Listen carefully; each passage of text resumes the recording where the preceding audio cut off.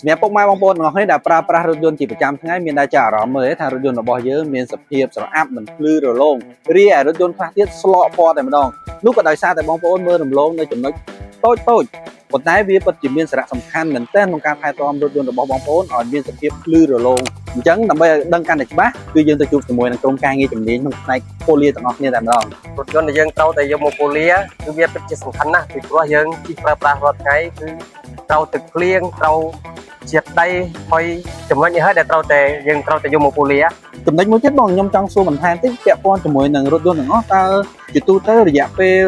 ប្រហែលខែដែរដែលយើងយកមកធ្វើការថែទាំនិងការប៉ូលីម្ដងបងបាទចាប់ពី6ខែដល់7ខែបាទសម្រាប់ខ្ញុំជាជាងប៉ូលីផ្ទាល់ចង់ផ្ដាំតោពុកម៉ែបងប្អូនមកគ្នាបើចង់បាត់ទឹកឆ្នាំឡានភ្លឺរលោងរហូតដូចឡានថ្មីបងប្អូនអាចយកឡានមកប៉ូលីកន្លែង body shop យើងបានអញ្ចឹងបងប្អូនទាំងអស់គ្នាបានដឹងហើយជាមួយនឹងការថែទាំរថយន្តគឺសារៈសំខាន់មែនទែនបើមិនជាបងប្អូនមានតម្រូវការចង់ធ្វើការថែទាំជាមួយនឹងទឹកឆ្នាំរបស់បងប្អូនឲ្យភ្លឺរលោងចាំបានយូរໄວកុំភ្លេចតាក់ទងមកជាមួយនឹងក្រុមការងាររបស់ body shop របស់យើងទាំងអស់គ្នាអរគុណច្រើនជម្រាបលា